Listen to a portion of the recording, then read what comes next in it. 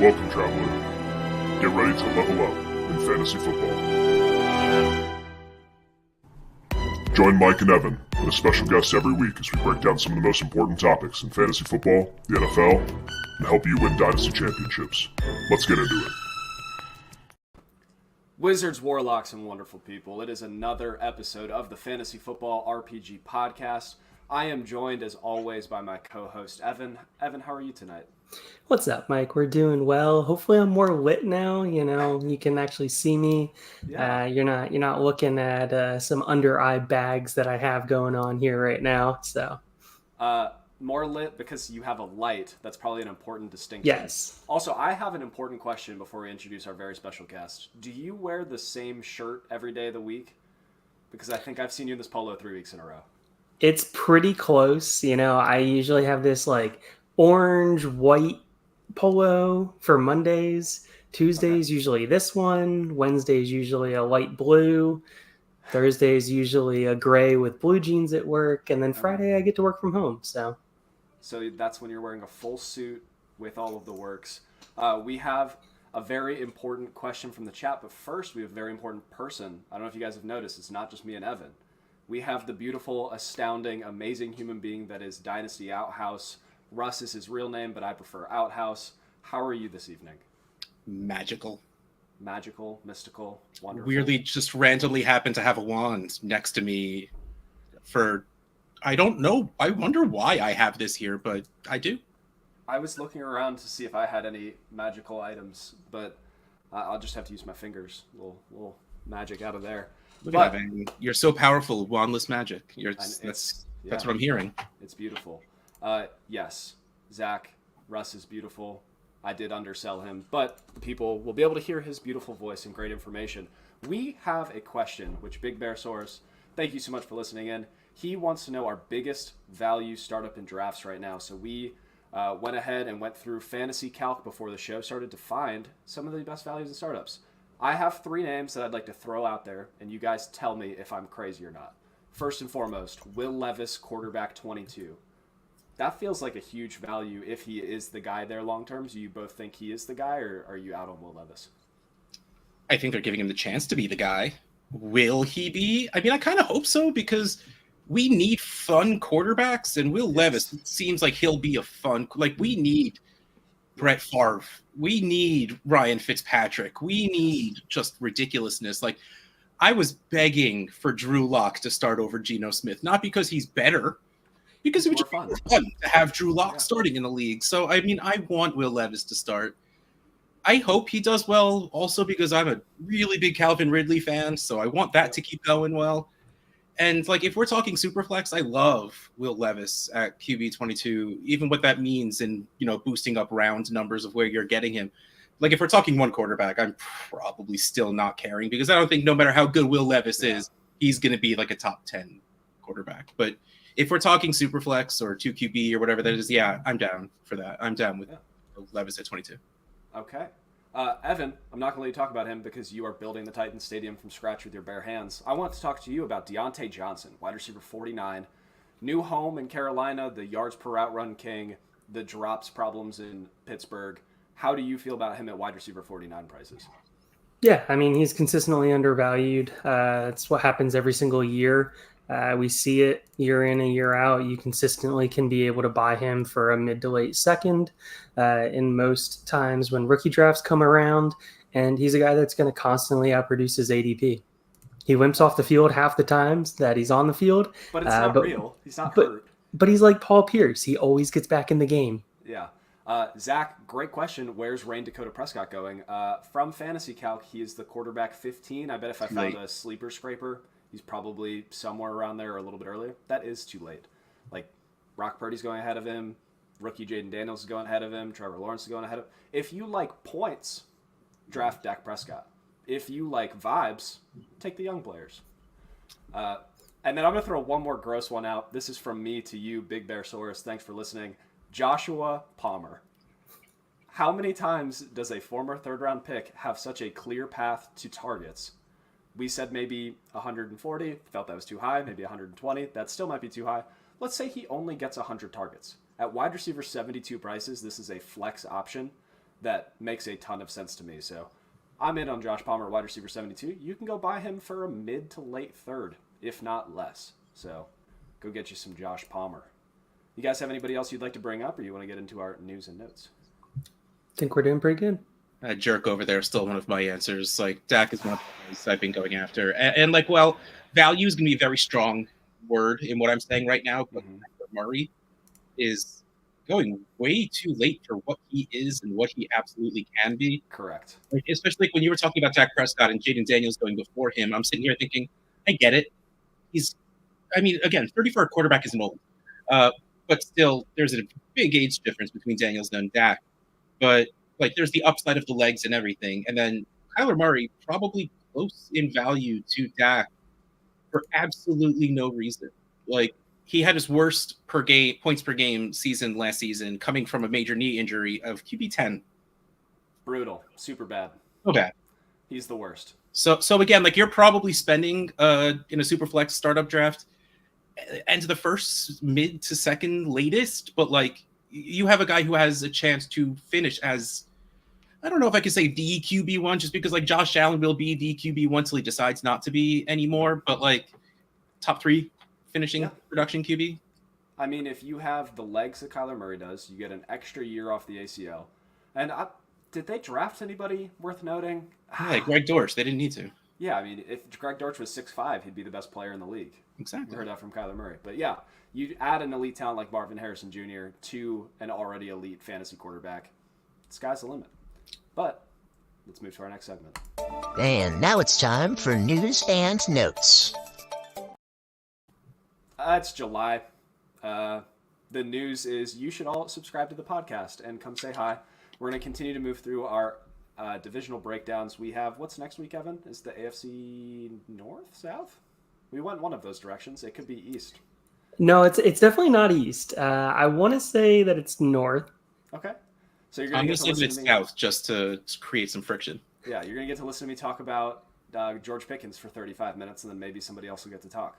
But in other news, I have started to put in the RPG, in Fantasy Football RPG, a Dungeons and Dragons podcast called Knights of the Appropriately Shaped Table, where we have our adventurers and they go all around Quadonia and the imagination, and they try and unite the kingdom through different mayhem and mishaps, which is a great time. So if you haven't checked it out, go check that out.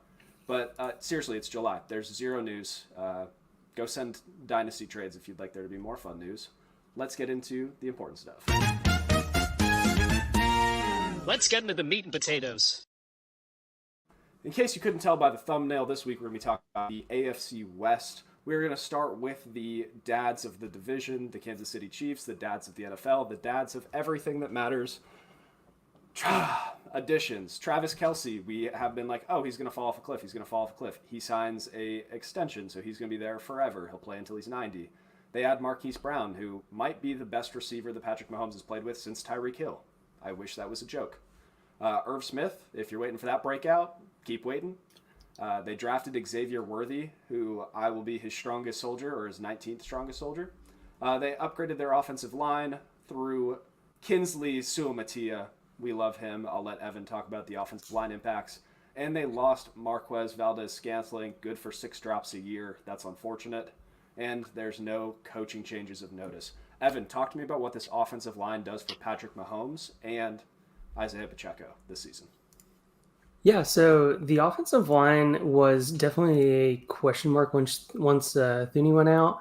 And that was a big blow to the offensive line, everything with it. But when you still have a dynamic play caller in Andy Reid, you still have everything that is Patrick Mahomes. You still have wide receivers. What did they do? They adjusted.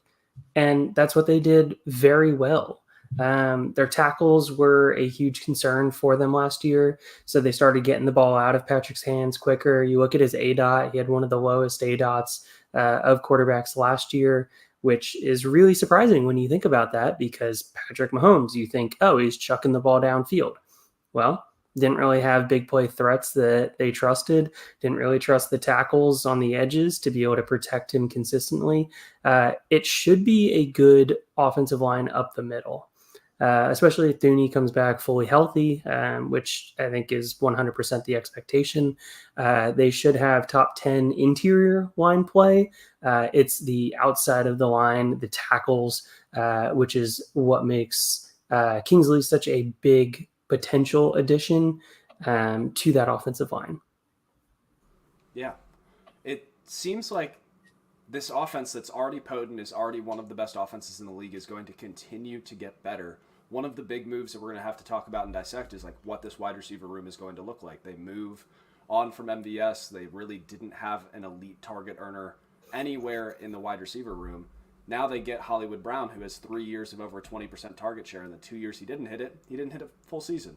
So, Russ, when we talk about Hollywood, where are you valuing him at in your dynasty ranks, or what is some actionable advice you would give to our listeners? Okay, so I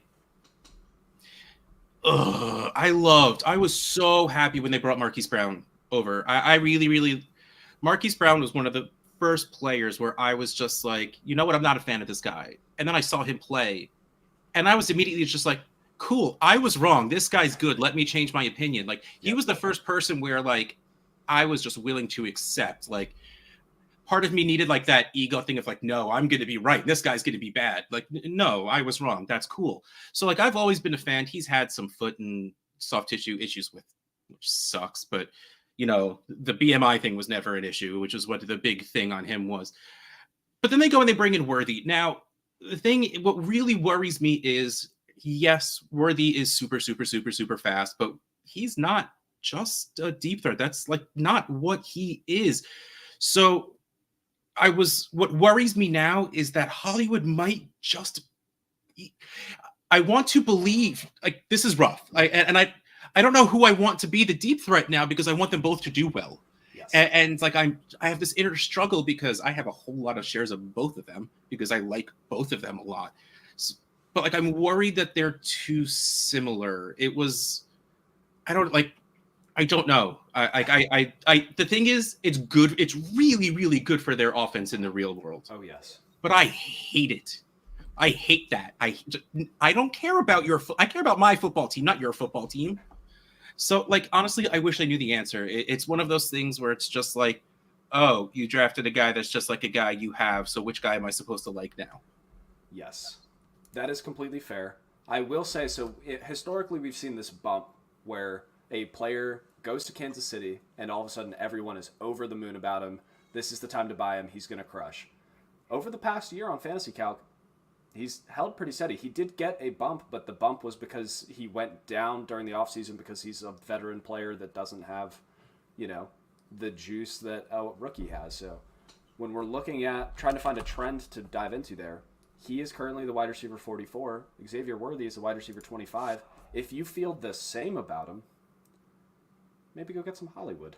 Yeah, always get the cheaper option. If you're not sure, like if you're stuck at, like, it's the same thing with like the Houston wide receivers. All three of them are really good. Who's going to win? I have no idea. So just give me the cheapest one and I'll be fine with it. Or, you know, give me the quarterback. But saying give me Stroud or give me Mahomes isn't really a hot take or anything. So that doesn't really work here. Hey, everybody, go ahead and buy Josh Allen. Yeah. Hope it helps. Boom. You're welcome. Mm-hmm. But yeah, so trying to dissect, I was going through and I was doing my AFC West projections before the show, because if you wait till the last minute, it only takes a minute. And looking at these guys, like, there's a lot of similarities in their skill set. The way that Hollywood wins is with his speed, and then his speed is able to transition into separation in the short and intermediate range because he gets a bigger cushion. Xavier Worthy does the exact same thing where he turns on the jets, and then somebody will try to follow those jets, and you just can't because he's wildly fast, and then he hits the brakes, and he's wide open. So trying to figure out, like, 21%, 15%, 18%, you could move any of those around for any of Hollywood Worthy or even Rashee Rice, because now he may be in the doghouse for a little bit, and it would make a ton of sense. Bottom line, in redraft right now, I think that all three of those players are undervalued because we don't know who it is. But if one of them ends up being the guy, they're going to explode.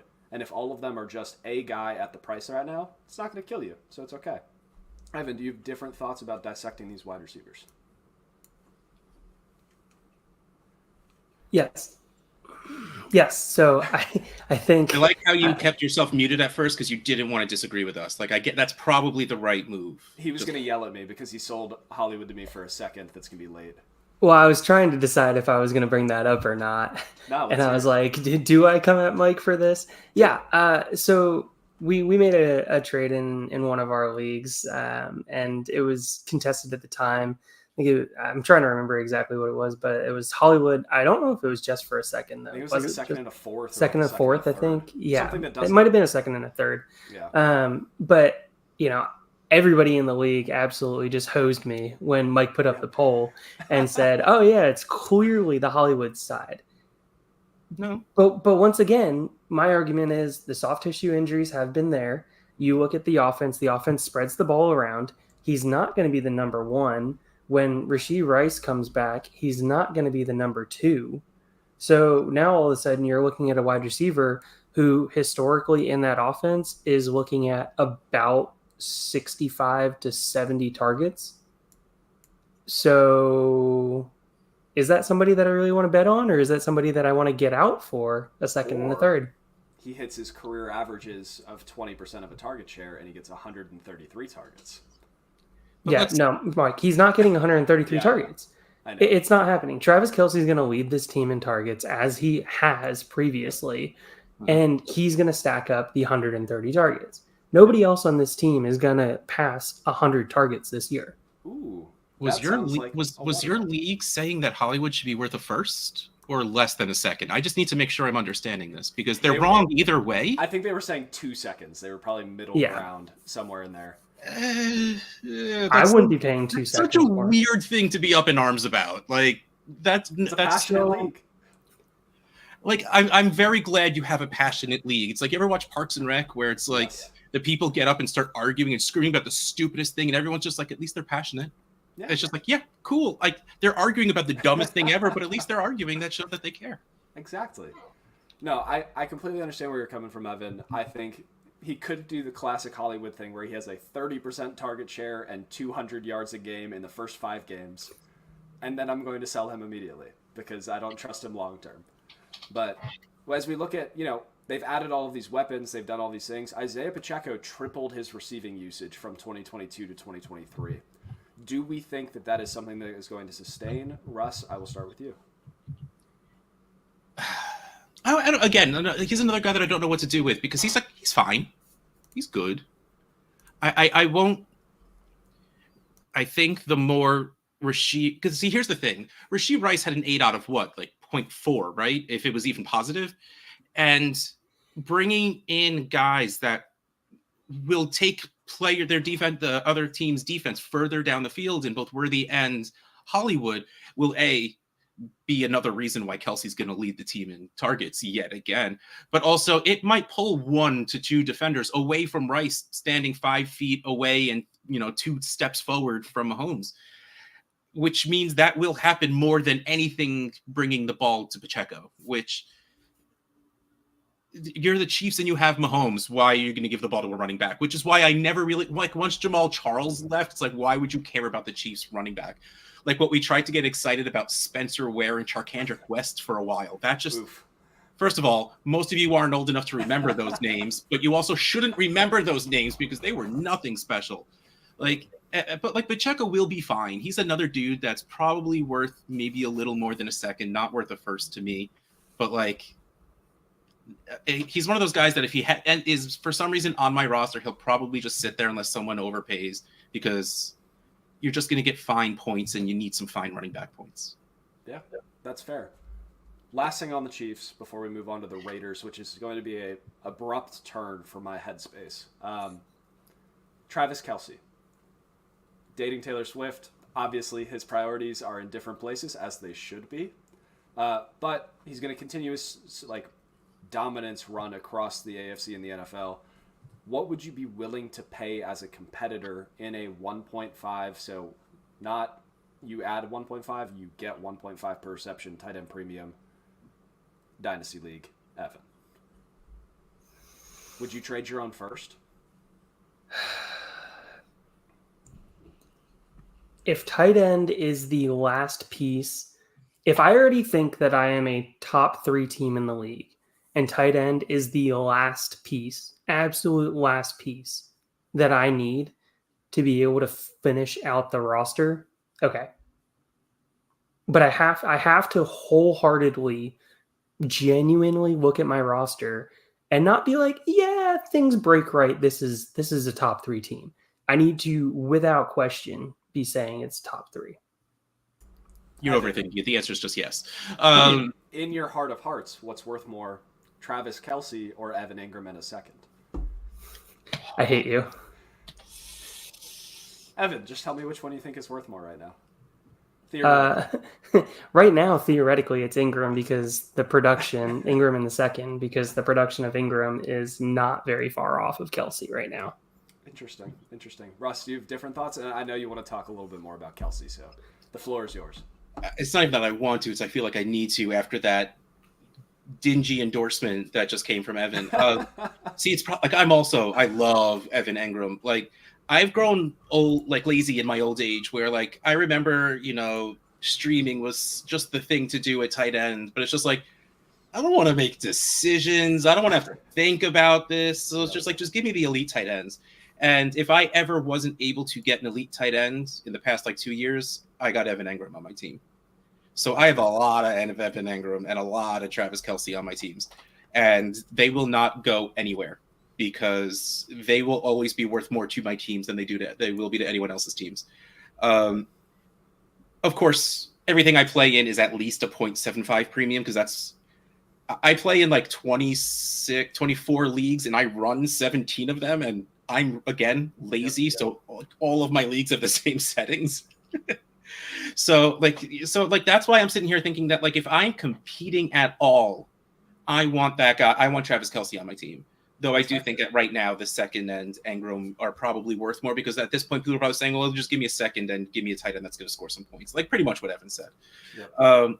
But especially if it's my first. If it's my first and I don't need to be top 3. If I think I'm a playoff team, I think putting Travis Kelce on my playoff team makes me maybe not top 3, but like a better contender than I was without question. And you will have a positional advantage over most of the other teams, if not all of them. Again, because like, let's not forget Travis Kelce still finished as the tight end 1, just not by 9 points per game. Maybe just 9 points total. I think Sam Laporta finished as the tight end 1 by like 0.4 points because Kelce took a week off. He's old. He needs to take a week off. Whatever, man. We all need to take a week off. When you get a certain age, your knees just aren't always having it. And like I was limping my way down the stairs to come down here, and I was just like, yep. It was Kelce tight end 1 in points per game with Hawkinson close behind. Yeah, but he did take a week off like a slacker. Such a. You start dating Taylor Swift, and you're just a diva taking that 1 week off. It's such a hard life, being on a good team that can actually not have to play the last week of the season. Yeah. I think he started the season injured, which was another thing. Yes. So he didn't play. But all right, we could talk about the Chiefs forever because they're fun and great. Let's talk about the Las Vegas Raiders. Baby, oh baby, they've added Gardner Minshew, my favorite quarterback in the league, regardless of team. Harrison Bryant, former college best tight end, who is now faded into obscurity. Alexander Madison, everybody's darling last year. They upgraded their offensive line a little bit, added Michael Gallup plays for the Raiders. Jalen Guyton plays for the Raiders. There's a lot of they have these players. They lost Josh Jacobs. They lost Brian Hoyer and Jimmy Garoppolo. Really, that's tough. And then the route god Hunter Renfrow. The big thing I want to focus on here is their coaching changes. So they've gone from Josh McDaniels and Mick Lombardi. Was it Mick Lombardi or Mike Lombardi, Evan? It should be Mike. Positive it was Mike Lombardi. Maybe his friends call him Mick. We don't know. Yeah. So now it's Antonio Pierce, former linebacker from Established to Run University, and Luke Getsy. They saw what he was doing in Chicago and was like, you know what? We need that guy calling our plays. I'm going to start with a softball, and it's not a softball because I don't know the answer. Evan, who plays more games in 2024, Gardner Minshew or AOC? I want it to be AOC because I have a lot of AOC shares that are just kind of sitting around ready to be traded for thirds. That's fair. I also forgot to say this. Free Michael Mayer. Brock Bowers. Michael Mayer, man. Of all the places he could have gone. So you think AOC? I still genuinely think it'll be AOC. Yeah. Okay. Russ, do you feel differently? Okay, so I'm going to go back to my Will Levis talk. I wanted to be Gardner because he's more fun for many, many reasons, like personality, and because he's a bit of a gunslinger, which with your Devontae Adams, your Brock Bowers, and let's face it, I have a decent amount of Mayer shares as well, which I don't want to be dead in the water, like give me a little bit of love for them because there's Jacoby Myers, whatever. He's still there, right? I don't think you listed him on the leaving.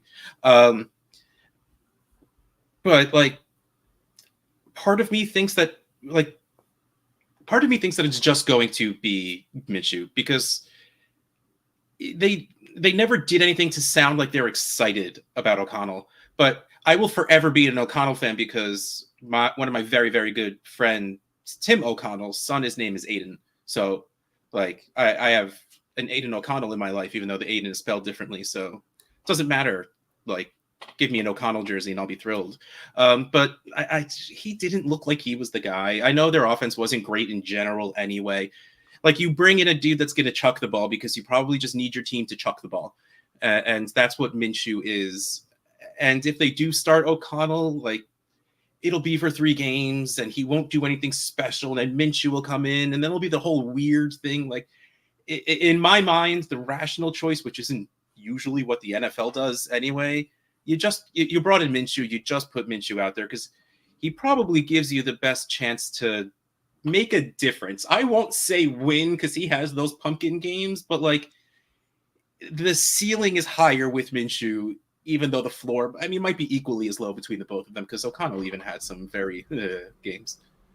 It's going to be gross to watch. We're just talking about Mahomes and we're like, oh, what piece of the pie do we want? We're going to get into this. Now it's Las Vegas. And last year, among quarterbacks with 150 attempts, Gardner Minshew, 6.7 yards per attempt, was 23rd. Aiden O'Connell, 6.5, was 25th. That's our, like, man, we hope that it works out. But it's going to be disgusting, terrible. I'd still probably buy Gardner for a third. And AOC for a third. And just roll the dice and see who it is. Let's talk about the receivers. Devontae Adams, Evans, heartthrob, my eternal fade. 31.6% target share last year. Elite numbers. Evan, how long will Devontae Adams keep this up? This is it. Also, hi, Matt. This is absolutely it. He's on his last season of getting above 160 targets. Russ is going to get something. I hope it's new knees for Devontae Adams. That's how long. Oh, forever. Forever. Oh, man. Until he chooses not to anymore. He's too good, and it's not about speed. It's not about anything that has to do with age. He's just so talented, and it doesn't like. It's like the same thing. Like, Diggs has a little bit of speed to it, but he's just so good at route running that he will be not elite, but he'll be good for as long as he feels like it. Adams will be elite for as long as he feels like it. And while I love me some Brock Bowers and we know everything he can be, dude, you're in trouble. You're going to close your eyes and throw it towards Adams. Like that. And that's what you like. And again, Adams being like 43 years old, you can get him for next to nothing at this point also. So if you're a competing team, you want to send, a second and a third to go get a stack of Minshew and Adams. That sounds like such a beautiful move. It sounds... Or AOC and Adams. I don't want to, I'm not taking sides on that one. Adams right now, okay. There's only a couple of players that are going top 24 in their position in redraft that are outside of the top 70 in startup rankings. Devontae Adams is one of them. He's currently the wide receiver 33 on Fantasy Calc. And it's because it's July. It's hope season. It's vibe season.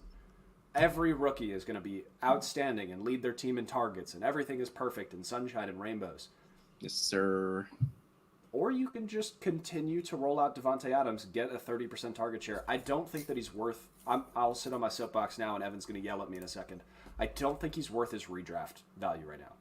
He's coming off the board as a top 12 wide receiver because that's what he's always been and what we think he will always be.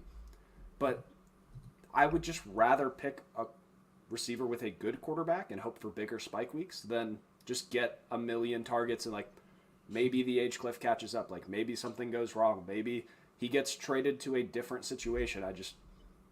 I would rather pick different receivers there. I'd move him down to wide receiver 15 or 16, but top 12 is a little rich for my. And I can 100% get behind that, Mike. Yeah.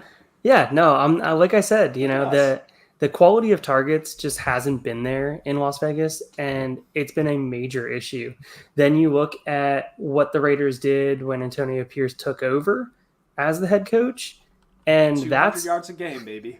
Right. That's a question mark as well. So you start looking at all of that, and you look at the fact that I think his completion versus target, reception versus target ratio was 55%. It was the worst of his career. Brutal. It's absolutely brutal because he's not getting quality targets, and it's holding him back. It's keeping his numbers lower than we would expect, and the offense isn't going to be scoring a lot. Most likely isn't going to be scoring a lot. Yep. Antonio Pierce drives his team through the defense. Yes. So he wants to win games by just turning around, handing the ball off.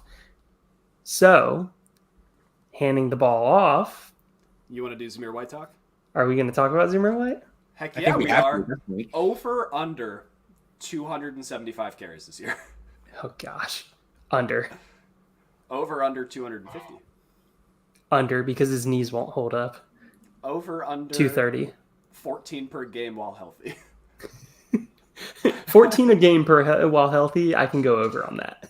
Yeah. They are going to establish the hell out of the ball, which is going to be hilarious to watch because their offensive line is medium. It's extra medium. Russ, what I don't want to say just where are you valuing him, how, but that's the easiest language to use. Yeah. What would you value him as 2025 picks in a vacuum? The problem is I know he's going for a first, but I'm not doing that all. Oh yeah, I've seen it in a couple places. Yeah, 25 especially. Yeah, I saw him go for, and this is. I always love talking the small sample size with small sample. So one time I saw him go for the 110 in the Superflex League. So now he's going for a first. So now he's going for a 24 first, no less. No, I get it. You're in running backs, I play running backs mostly year to year anyway. So the fact that he is the guy this year, it makes sense. But he's not great. He's not. I don't want to say he's not good because you have to be good to be in the NFL. And they didn't. Probably. Yeah. But they didn't bring anyone in. And I love me some Amir Abdullah, but that's not happening. So it's going to be Zamir White season. Can he pull a Rashad White is the question. Yes. Can he take the volume and do something with it, even if it's not efficient? Because he's going to get the, like Evan said, he's going to get the numbers, assuming he stays healthy. Getting more than 14 touches a game is out of the ordinary, really, in this league at this point, because they don't really want workhorses anymore. So he'll be, I think, in the higher end of the touches, especially because, he's a receiver. He'll be good back there out of, receiving the ball. But I'm not going to pay for that. If we're 5 games into the season and it's just okay, I was wrong, I'll pay the inflated price. I'll pay the 25 first. Mm-hmm. Fine, if I need it. But now, I'm not going to bet on it happening. That's fair. I feel the same way about running backs, but also if I'm going to send a 25 first, I didn't know that he was that price, and then I looked it up, and that's how people value him right now. And maybe I'm just in my own little world, and Evan and I talk crap about him all the time. But the 25 class, the bell cow for it is that they're good running backs. Yes. Yeah. You know what those good running backs are going to do if the Raiders pick one? It's here and now, baby. See, the thing is, if I'm trading my 25 first for a running back, it's like I said before, it's in the middle of the season when I know I'm competing, and because Joe Mixon got hurt. You know, like I to trade your 25 first for a random dude like that now feels like bad process. But like, don't get me wrong. If that's your guy, go get your guy. That's cool. Like, I'll never hold that against anyone. But like, it's a weird bet to take right now on a weird team, and like I can't find words. It's just Not Well, for me. I mean, they did bring in the corpse of Alexander Madison. Don't get me wrong. But can Alexander Madison take 25% of the running back snaps? You know what would be the most fantasy football thing in the world? Alexander Madison becomes a league winner because he beats Zamir White and becomes the running back one. That would be the most fantasy that everybody football thing wanted him to be in Minnesota. No, it'll be the dude they bring in off the couch in week 14. Darrell Henderson. Because Pick him up those now. two guys. So just walking through that, though, if it's in the realm of outcomes for Alexander Madison to take 20 to 25% of the snaps at running back this year, you throw in Dylan Waub in that conversation, could make an argument for another 10 to 15% right there. So now you're talking maybe 40% of the snaps being gobbled up by the two other running backs. So we're talking Zamir White getting a 60% snap share. Is a 60% snap share enough to have the Rashad White effect that happened this past season? I don't think that is. That's a very fair point. But still will be on the higher end of backfield touches. Yeah, he'll be. So again, maybe not like Rashad White. I'm pretty sure finished top 10, right? Like Yes. it was like top 8. So, but like with receptions though. Yeah, of course. But like if you traded a second for like, you know, if you got lucky apparently and traded a 25 second for Zamir White and he finished RB 14, I feel like you're thrilled with that. That's a win. It's a win. And like that with 60% of the touches on a team that who knows what that offense is going to be, like that feels fine. But again, that's not the price. The price is a 25 first, and that's way too rich for that bet. Speaking of who knows what the offense is going to be, buy Brock Bowers, draft good players, do those good things. Let's talk about the Broncos. Why? Because we have to. But we'll try to make this as quick as possible. Bo Nix going to be the starter at some point, and a starting young quarterback is going to be worth a 25 first at some point, and he's going outside the first round in 2024 drafts. So I'm fine taking him now and then finding the person that believes in him later, because I don't buy into this offense. And if he does, great. That's great. The backfield is really what I want to talk about, though. Anybody want to guess who's going to lead the team in touches? Javonte, don't you dare slander any of this. Don't. Like, we've waited. We've done our time. We sat through a season where he shouldn't have had as many carries as he did, and he didn't do great with them, but like he should not have been healthy enough to do what he did. He's back. It's time. He's super cheap. They don't have anyone else that thrilling. Javonte Williams is good. Don't say there's no one else that thrilling, because some Jaleel McLaughlin. I know, I like him, but I like him, but he's not thrilling. He's a great 2, not even a 1B. He's a very good 2. And again, that is something NFL teams need. I still think Javonte is going to take a lot of that work. Okay, I was going to say, I heard, hey, look at that. I'll take that. You will like these bags right here under the eyes. I see that. Okay, so back to Javonte Williams talk here. 55% of the snaps in the backfield. I say he goes under that this year. Was that what he had last year? I don't know. Last year he was coming back from injury. It's not fair. It's not fair to look at last year. He was coming off of injury. Oh, I'm looking it up anyway. But yeah. But real quick, while you're looking it up, I pulled up my Trade Addicts rookie ADP. Bo Nix finished at the 112. So barely in the first round. But that's still at the end of the first. Yeah. You're right anyway. Yeah, you're like his being worth the first won't stop. Like if anything, it'll just get higher. Like it will take him playing really bad to not be worth the first anymore. Really bad. I mean, we all remember when Zach Wilson was, a first round pick, and he played really bad. It's a real thing. And I mean, then speaking of, he still was Mike able. Warner. Yeah, he may be the starter week 1. Yeah, never know. That would be so goddamn funny. uh, Javonte had 264 rushing snaps and then 150 something. Or no, sorry. Let me go to receiving. I did such a good job of stalling for you, And 229. So fumble the bag. He played like 500 and something snaps. That's pretty close to 50%. Here you go. 2023 PFF 482 backfield snaps. That's a hell of a lot for somebody that was coming off of a very complex knee injury. All right. Let's try some Javonte Williams. Yes. But I win. let's also look at Samaje Perine getting 360. Samaje Perine's gone. He's dead to us. Is he dead? No, I mean he's still on the roster, but we all just pretend he doesn't exist because it's inconvenient. I mean, McLaughlin 193. Inconvenient. Dead to me. Audric Estime, rookie Good, that they invested. Okay. I like how Mike spins. The point being, even 493 backfield snaps last season would have kept him below 50%. Fair. But maybe he goes up a little bit, or they put him on the field when they're going to give him the ball because he is an aggressive. He had the most missed tackles forced as a rookie in the NFL, which is absurd with a league that has Nick Chubb and Derrick Henry in it. All right, so, water bet, Mike. I hear it. 55%. Over 50. Give me 54. Fine, 54. That's and fine. A half. Under. Deal. I'll even give you the half. 54. Yeah. Done. All right. That's enough backfield talk. So, bottom line, everyone is split on Javonte Williams, which means that if you believe in him, go buy him because he's cheap. If you don't believe in him, don't, or sell him.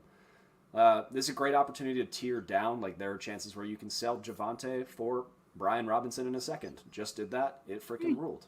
Like, there are chances for you to make moves like that to insulate those players instead of just having players and then they die. Let's talk about the wide receivers. Jerry Jeudy leaves. We're not going to talk about vacated targets because that's not real. But they're going to pass the ball, and somebody has to catch it. Courtland Sutton is not getting 500 targets this year. If he does, I'd be here if he was. He's a value. That would rule. Let's split this up. Let's say Courtland Sutton gets somewhere in line with his career averages of 120 to 140 targets. I wouldn't even go. No, we're not even going to go that high on Courtland Sutton. Whoa! Let me make sure that's not. I'm not making that up, right? He has a history of doing that. He started 14 games last year. Oh, jeez. He had 90. He had 90 targets last year. Blake Watson will lead the backfield. Out of rhythm, go away. He had 90 targets last year. So realistically, 100, 105, 110. Okay. Not 120, 130. Fair. But, okay. Who gets the next most? Tim Patrick's back, baby. Fireball Jones. Yep. Okay. I mean, the truth is, like, they need to put Marvin Mims on the field. He's good, and they need to understand that. Yeah, they should put the day 3 good wide receiver on the field. Troy Franklin should be on the field. Well, he should also be on the field also, but Marvin Mims should be on the field. They're on 4 wide receiver sets with Blake Watson in the backfield. Problem solved. Yeah, look at that. We just ran the Broncos. Sean Payton, if you're hiring, call us. But no, it's going to be interesting to see how this goes. Obviously, a rookie quarterback or a Zach Wilson quarterback. Either way, disgusting, despicable, horrible. Underdog ADP right now, Courtland Sutton's the wide receiver 49. Yeah, that's not bad. The wide receiver 1 in any offense should do better than wide receiver 49. So if you believe in Bo Nix, which I don't know if there's a lot of those people out there, go buy some Courtland Sutton for very cheap. Very cheap. Yes. The answer might just be just avoid. But what's he going for right now, Mike? On Fantasy Calc, which thank you for working with us. We love you. He is in line with the late 206 rookie Okay. Pearsall, A.D. Mitchell, or Calvin Ridley. Russ, would you rather have Calvin Ridley or Courtland Sutton?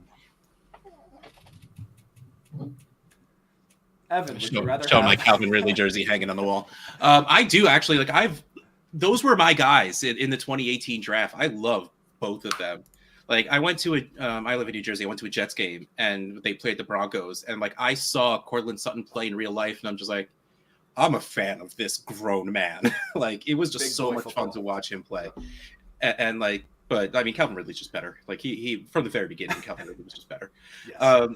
But yeah, like there's nothing wrong, especially if you're in a 12 team start 10, especially if you're in a start 11, you need the Cortland Suttons out there. You need the wide receiver threes that very easily can spike to a decent wide receiver 2 week. You have to have the expectation like this guy isn't going to finish as a top 5 wide receiver probably ever. But like, again, if you're starting 10, 11 players, you need wide receiver threes. And that's a very safe wide receiver 3 at this point. Fair. Evan, gun to your head. Marvin Mims or Troy Franklin? Mims, heartbeat. You want to do another? We're going to water bet all night. I'll take Troy Franklin. Okay. Cool. Just raw fantasy points per game. But we have to get going. Does there anybody have closing thoughts on the Denver Broncos? They suck. Yep. Yeah. I was just going to say, just avoid it to make your life easier. We'll talk about their betting lines later so we can really talk about how much they suck. The Los Angeles Chargers. They have added, I'm going to read this list to you. Gus Edwards, Will Dissly, Hayden Hurst, Bradley Bozeman, the center, J.K. Dobbins, DJ Chark, Lad McConkey, Kamani Vidal, Brendan Rice, and Cornelius Johnson.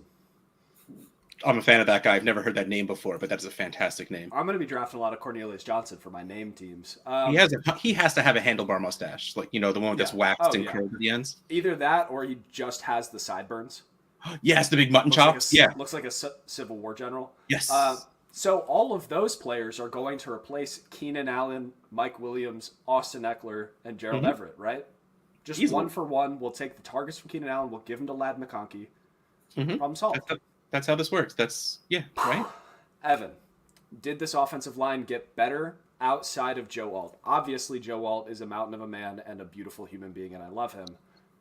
Did they get better, worse? How do we feel about the Chargers offense? I mean, you need Slater to play what he did his first 2 seasons. He took a little bit of a step back last season.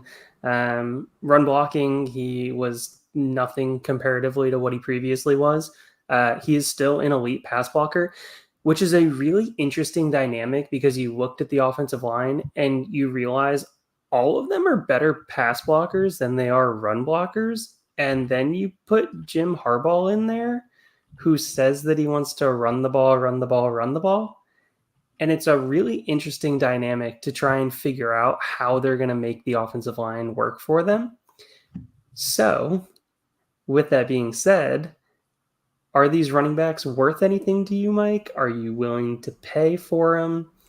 Are you looking at a third? If you could buy Gus Edwards for a third and a fourth, you're buying him. Gus Edwards is good at football. You don't like him because he's big and strong instead of fast and cool. But I would like to talk to you about this real quick. Greg Roman pass attempts by year. 2019, 440. 2020, 406. 2021, 611. That's the year that Lamar won the MVP. That's the year that the Ravens were astonishingly good. Do you think there's a world where they... No. You don't stop reading there. No. Okay, it got so much worse after that. 488, 2022, and then they fired him. All right, I get it. But do you think there's a world where Greg Roman... Lamar Jackson's a very different quarterback than Justin Herbert is. I think over 500 pass attempts should be almost a given? Question mark? And you're both looking at me like I'm sideways. No, I think right around 500. I mean, 510, 520, I think is a very realistic outcome to be modeling Herbert at. Okay. I would be thrilled if he broke 500 because my expectations are lower than that. Not through any actual research or anything, because I don't do any of that. But, knowing what I know of Greg Roman's offense, knowing what I know of Jim Harbaugh, now, of course, it's always that argument of, this is the best quarterback that we've seen either of them play with. Of course, Lamar not really counting, but like you said, they're so different that maybe you can't really compare anyway. But it feels like it would be a stretch that for the two of them coming together to turn into a team that passes all that much more than they run the ball. And I that's probably good for Herbert's efficiency, which I don't know if like how much his fantasy points will struggle because of this, but if anything, it's struggling because they lost Keenan Allen and didn't really do that much really about it. Not to talk bad about it's Keenan Allen. Or positive spin, you lose Keenan Allen, you insert Greg Roman. Are they going to run? I'm very prepared for this show, by the way. Yeah, this is awesome. Right. Like, I just happen to have my Keenan Allen signed jersey sitting next to me. That's because it's been there for 4 years and I haven't hung it up. Nice. I'll call myself out on that one. Eventually. It's okay. I have a Deontay Johnson one that I've had since 2021 that I didn't hang up while he was a Steeler. Justin Herbert designed rushes. He's been under 30 to 40 every single year. Greg Roman comes in the building. We have somebody with a 9.96 RAS. He's built like Josh Allen. We just don't ask him to do that. Do we see that move up a little bit more, or are we just... It's just going to be Justin Herbert handing it to Gus Edwards 900 times a game? No, it's play action ball. It's play action ball, rolling him out of the pocket, moving the pocket on him, and using his athleticism if he chooses to run, which Justin Herbert does not choose to do. He chooses to keep his eyes downfield to look to try and push the ball downfield, which is why his rushing yards and rushing totals have never been what they were in college. Well, you guys aren't any fun.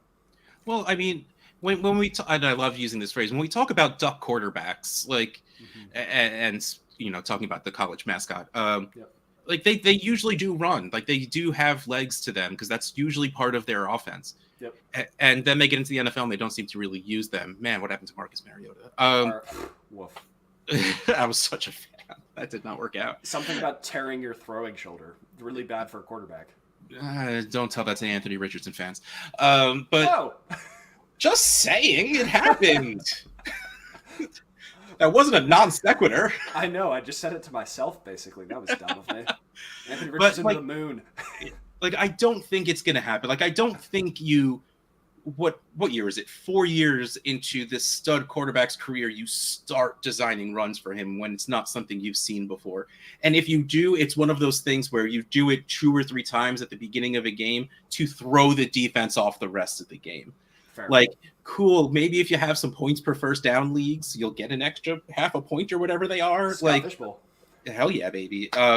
But you're not going to get the extra rushing yards you need off the rest of it. But like, you should not at all bake that into your hopes and dreams because that's setting yourself up for disappointment. Okay. So dissecting this offense for both redraft and dynasty, it sounds like we're all consensus, even though we have different opinions on the players. You're just throwing darts in the room and hoping that one of them turns into the guy. Like, it could be Josh Palmer. It could be Ladd McConkey. It could be Gus Edwards, J.K. Dobbins, Kamani Vidal. It could be DJ Chark or Brendan. I don't know. Just go buy a Chargers player and see what happens. Is that pick the one that makes you happy? Like, late dart throw. Late dart throw. If you want to see the guy that scored the points before, you go and get Josh Palmer. If you have a weirdly heavy PPR, you go get Ladd McConkey. If you have a points per bloodline league, you go get Brendan Rice. Perfect. Problem solved. And if you have a points per pass interference call, you go get Quentin Johnston. Heck that hurts. If you have negative No. Defensive pass interference. He actually caused a lot of defensive pass interference. That's great. I know, He's one of the highest rates this year. That's why I'm saying it hurts because I may have drafted him a lot in rookie drafts. Yes. Let's also remember, Mike, real quick, that this defense is still a work in progress. You have consistent injuries along the defensive line, unfortunately. With Bosa, which is really hard to swallow. You see it every year. The secondary, Derwin James, doesn't look like the player that he used to be, which is tough as well. Asante Samuel Jr. is probably the only player in the secondary that makes a huge impact week in and week out. Fair. I have Disagree. this weird urge to scream, "What, you think you're better than me?" anytime Evan starts talking about defense or offensive lines. Just to put that out there. Evan knows ball. He's not good at fantasy, but he knows ball. And what, you think you're better than me? All right. But yeah. So that makes sense. The defense could be second. bad? What I'm getting at is the first half, second half splits for this coming season for Herbert could look drastically different because they are going to have to throw the ball in the second half, whereas they're going to try and keep the game close in the first half, see if they can control the clock with the run game, be able to control that. I'll buy that for a nickel. So you can bring a sweat rag with you if you're a Justin Herbert rosterer, because it's going to look really bad in the first half, but then the second half will come and hopefully he'll start scoring some fantasy points. Yes, there you go. Perfect. All right. Before we answer this question, Eric, great question, and thank you. I want to talk about what you do, Russ. So you work kind of at Fantasy Cares and like help share the love and the vibes there. Is there a good I place? do work at Fantasy Cares, you can say that. 1000%, heck yeah. Yeah. Yes. Fantasy Cares, by the way, if anyone doesn't know, it's official 501c3 charity that is, based out of, we want to try and stop saying fantasy football because we want to try and feel inclusive, even though the 4 to 8 of us are really just football people, depending on how many people you feel like talking about. It's, really the spreading the word of adding a charitable element to fantasy football in your leagues in any way, shape, or form you can. We always say, take one buy-in, send it to charity. We would love it for it to be us. But if it's not, anyone, like literally any charity, make the world a better place with this frivolous money we spend to play a game. Yep. I love it. And it's a great way to deal with Twitter trolls. I'll just be like, hey, place a $5 bet. Like if you feel the way that you feel and you win, I will donate money. If it goes the other way, you should donate money.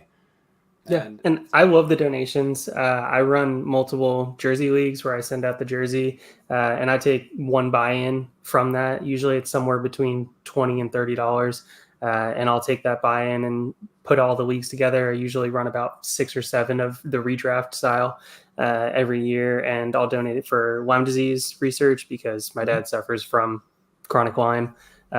So yeah, charity's fantastic. Good job, everybody. So, if you're listening to this silly little podcast, one, thank you so much. Like, subscribe, hang out with us more, whatever.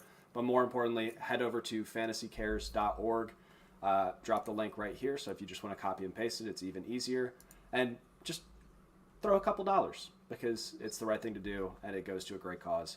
Now, let's talk about Eric's question.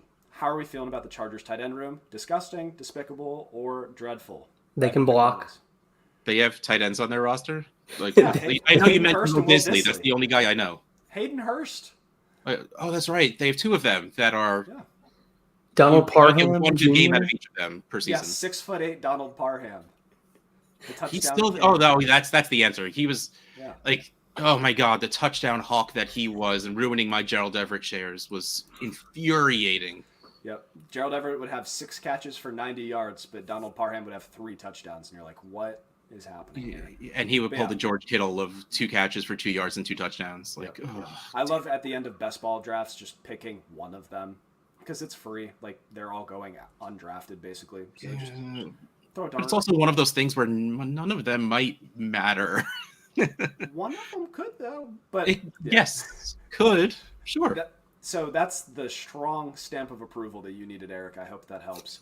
Mm-hmm. Let's power run through these. I'm going to give the team, the betting line, and then their previous record, and you tell me over, under, or straight up avoid. Evan, first, the Chiefs. They were previously 11-6. Their current line is 11.5. Over, under, or avoid. Over 12 wins. Russ? Yeah, probably over. I will also take the over. That is boring, but I agree with you. Raiders, they were 8-9, which was shocking to see. They are currently set at 6.5. Over, under, or avoid. Over. The defense got better. Yep. Yeah, I think I was going to say the same thing. It's like the Jets last year. Your defense that could be that good is worth 6-7 wins on their own. They'll probably luck their way into 1 or 2 more. So I can take the over on that one. Delightful. I will also take the over. This is smooth and easy and great for everybody. Broncos, 8-9. They are now at 5.5. Over, under, or avoid. Under. They're a 4-win team. I was really hoping you were going to say over so I could say under and sound mean about it. But yeah, I don't see how they win a game. It's really, really hard to lose all of them. We've seen that, but like hitting 4 or 5, like you have to do something right for that. And I don't know what they can do right now. I just pulled up the Broncos schedule. If Aaron Rodgers tears his Achilles again, okay, They also play the Saints, so that's 2 maybes. They play the Panthers, that's 3 maybes. Oh boy. I'm going to go under. They have 3 maybes. They're going to be a 2-win team. If Surtain can play a whole season, They'd be a 3-win team. they might be a 3-win team. Heck yeah. And the Los Angeles Chargers, everyone's dark horse team to win the Super Bowl every year. They were 5-12. They got worse along the roster, and their current line is 8.5. Yeah, under. Easy under. I mean, I'm going to take a push on this one.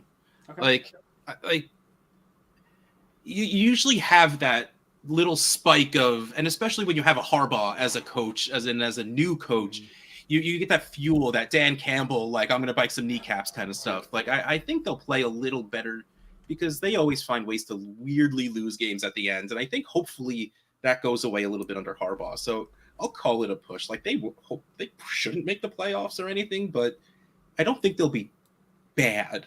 But I don't think they'll be good, which is like why I'm sticking with 8. I would avoid. I think this is going to be the grossest 8 or 9 win season in the league. Oh, yeah, it won't be pretty. That's for sure. But we have run up on time. Russ, thank you so much for joining us. I hope you had a blast. Everyone that is still listening, go listen and donate to Fantasy Cares because you guys rule and you make an impact. And Evan, I love you. Much love, Mike. Oh, say it back. I love you.